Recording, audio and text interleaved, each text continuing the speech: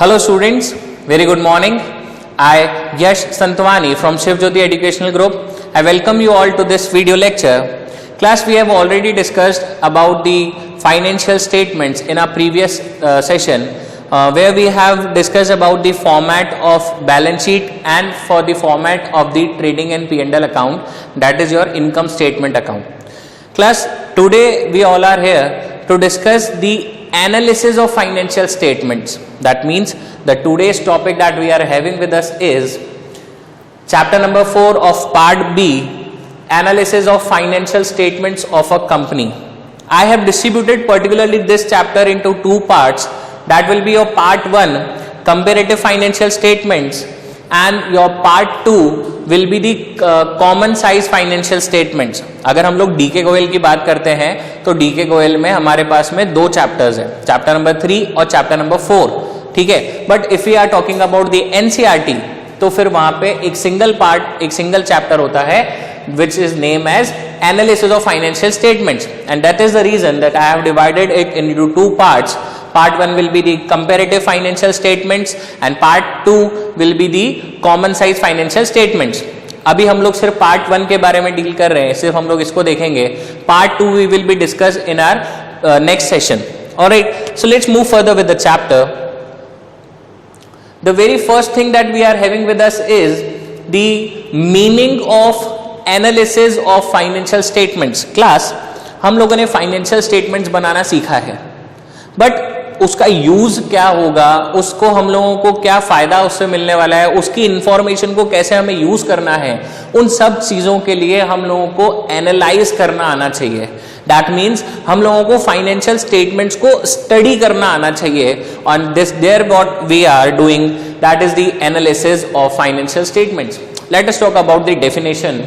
The definition states that financial statement analysis is a systematic process of studying the relationship among the various financial factors contained in the financial statements to have a better understanding of the working and the financial position of a business. ये एक बहुत ही fixed definition है हम लोगों के पास में. When we are talking about in some normal meanings, in some normal wordings, the definition will be like, in simple words, analysis of financial statement is a more comprehensive study. मतलब हम लोग हमारी financial statements को एक detailed study provide करवा रहे हैं. Comprehensive study of balance sheet and profit and loss account using the tools of analysis to get a proper understanding of profitability and financial position of the business. Which means, class, analysis करने के लिए, financial statement के analysis करने के लिए हम लोगों के पास में टूल्स अवेलेबल होते हैं. There are different kind of tools available with us for doing the analysis of financial statements, and by using those particular tools what we can do is we can get the actual position of the firm, of the assets and the liabilities, and we will be aware about the actual profitability that the business is earning or the business is going to earn in the future times. So there what we are doing is in the analysis of financial statement. This will be the proper meaning for this. So let's move further. Now, what are the objectives or purpose of analyzing the financial statement? क्या purpose है, क्यों हम लोग financial statements को analyze करते हैं? The very first is to measure the profitability or earning capacity, which means हमारे business के अंदर कितनी profitability earning है, what will be the capacity of earning profit in our business. Alright, to measure the financial strength, हमारे financial strength के अंदर हमारे business के अंदर फाइनेंशियल स्ट्रेंथ क्या है, what is our power, how much financial we are strong. Then to make comparative study. Comparative study दो तरीके की, intra firm and inter firm. हम हमारे बिजनेस की फाइनेंशियल रिकॉर्ड्स को कंपेयर करेंगे और या फिर हमारे जैसे सिमिलर नेचर वाले बिजनेस के फाइनेंशियल स्टेटमेंट्स को कंपेयर करेंगे. तो to make the comparative study.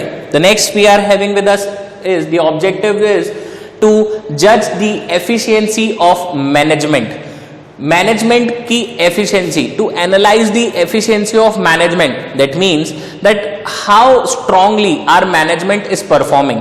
कितना स्ट्रांग हमारा मैनेजमेंट है, हमारी मैनेजमेंट एक्टिविटीज कितना स्ट्रांगली वर्क कर रहे हैं to measure that particular efficiency. Alright, next, to provide the useful information to the management.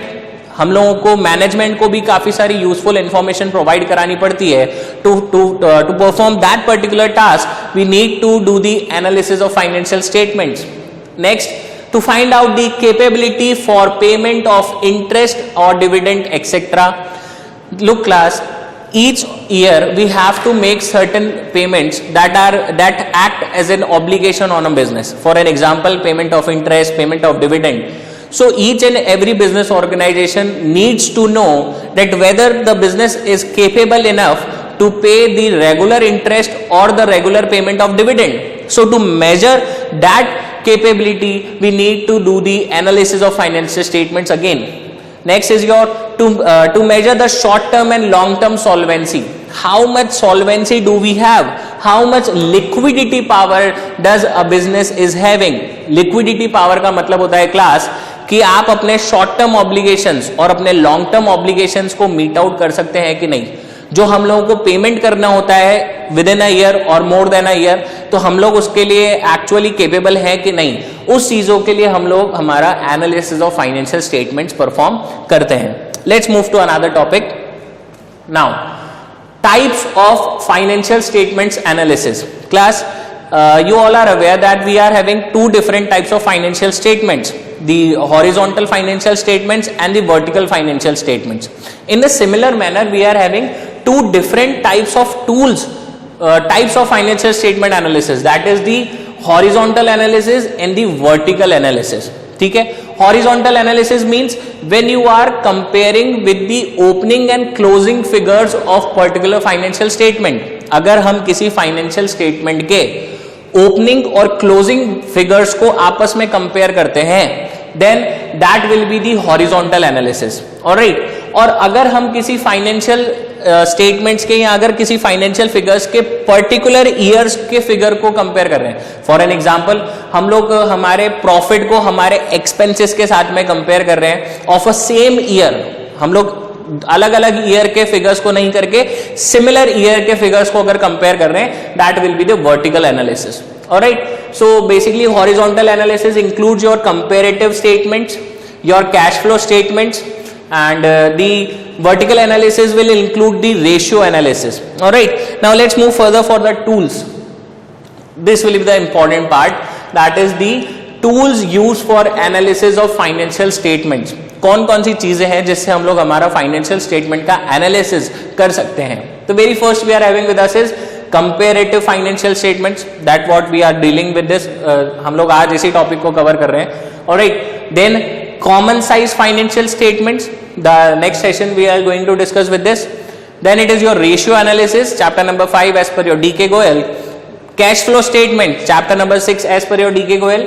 And then there will be trend analysis, particularly trend analysis के लिए we don't have any other separate chapter, alright, but for your projects and for the different tasks you need to study this also. So in this session only I am dealing with the trend analysis part as well.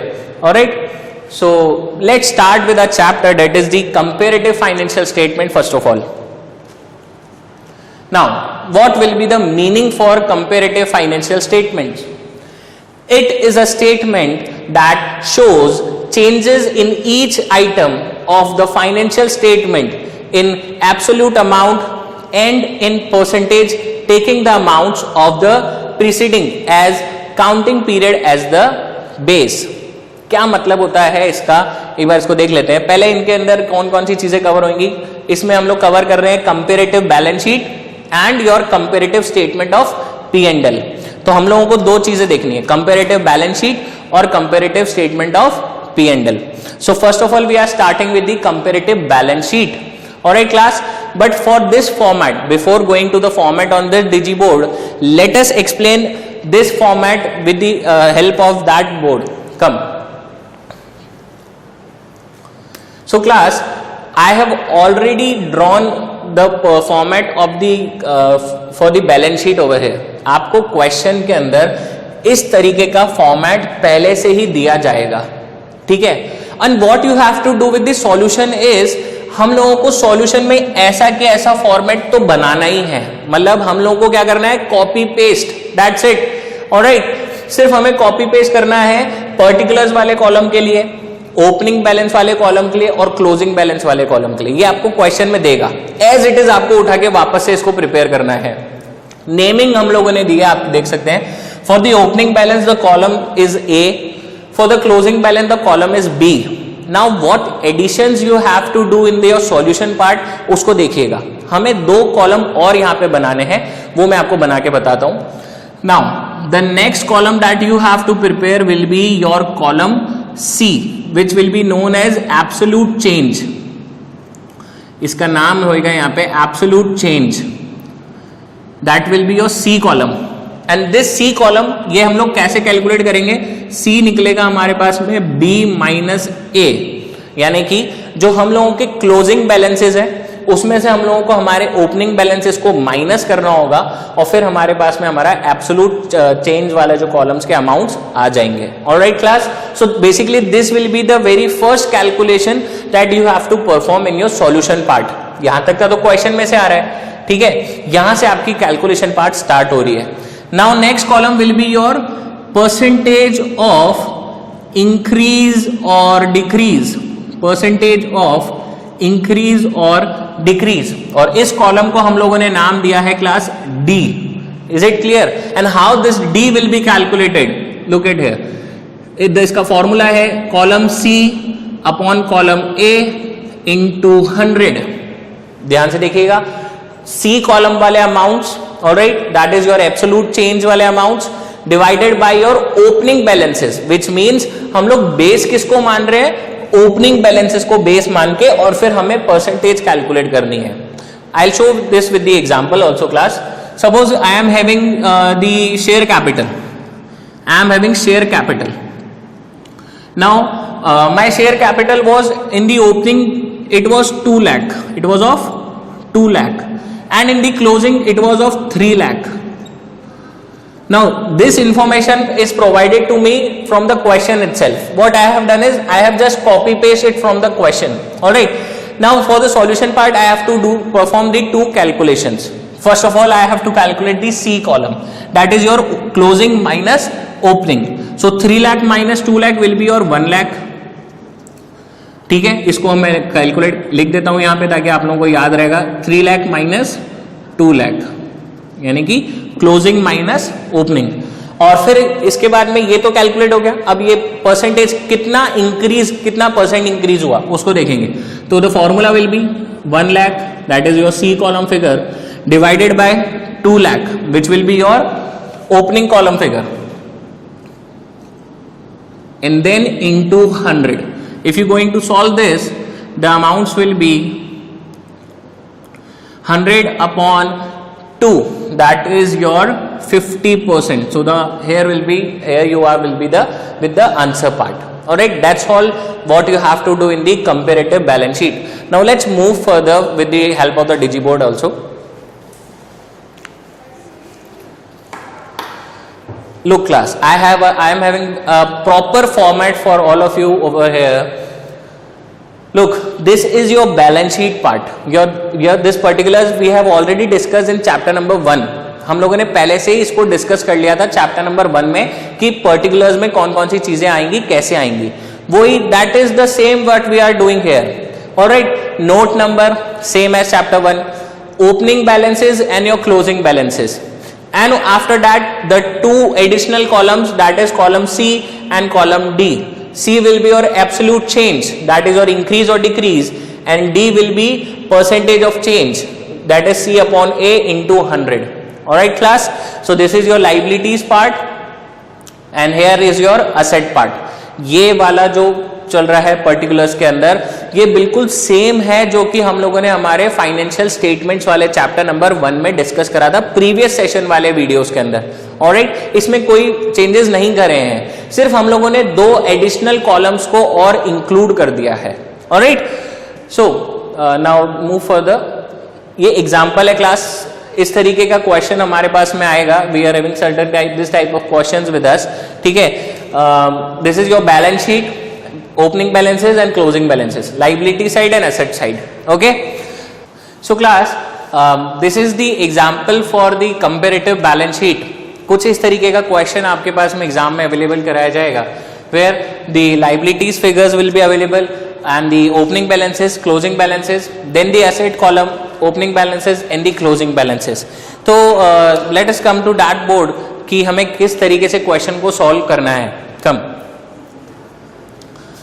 As I told you, from the question itself, first of all we have to take these three columns, that is your particulars column, your opening column named as A, then your closing column named as B, and the heading on the above of this format, that is the comparative balance sheet.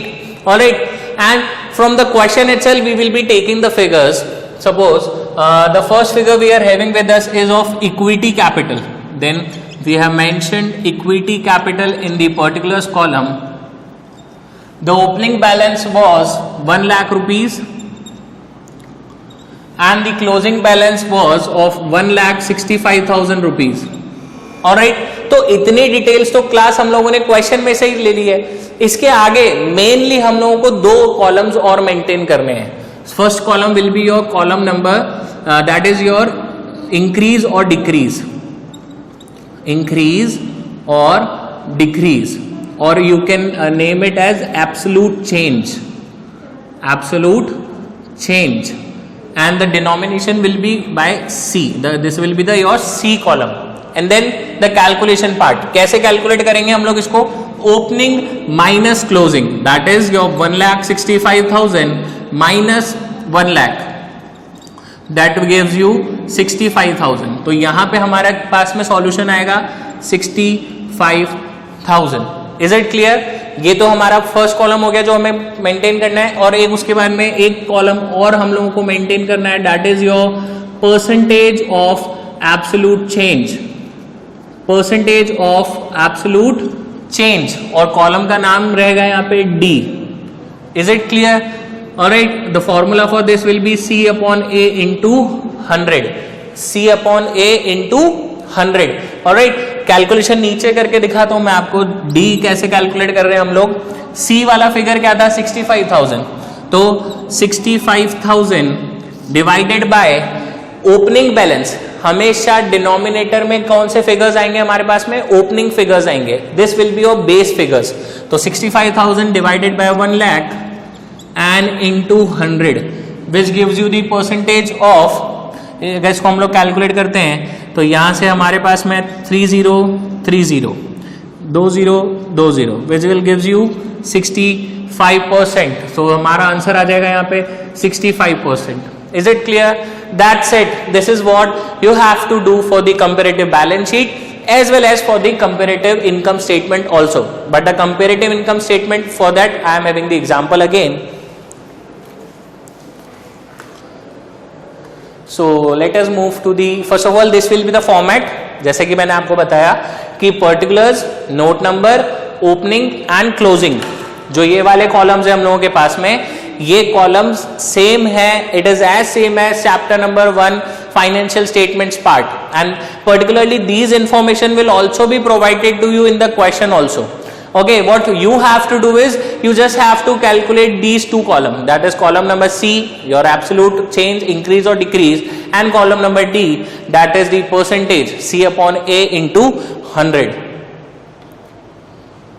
Okay, so here I am with the example for this. इस तरीके का question income statement का आएगा. Particulars, gross sales less return, then net sales, cost of goods sold को less करा तो gross profit आ गया, opening balances and closing balances. Alright, अब देखिएगा सॉल्यूशन में उसने क्या करा है. सॉल्यूशन पार्ट देखिए, पूरा सब कुछ सेम है, पर्टिकुलर्स पूरा सेम है एज इट इज, क्वेश्चन में से देख के लिख लिया. 2011 पूरा क्वेश्चन में से देख के लिख लिया, 2012 पूरा क्वेश्चन में से देखा. ओके, सिर्फ what we have done is we have only calculated this absolute change column and this change in percentage column. The formula will be closing minus opening. Okay, B minus A for C. देखिए 8,15,000 minus 7,25,000 gives you 90,000 and then its percentage. कैसे calculate करा? 90,000 divided by 7,25,000 into 100 gives you the percentage for 12.41. With this part we have to do for each and every figure available over here. अगर यहाँ पे totals हैं तो totals के लिए भी आपको ये वाले calculations को करना है.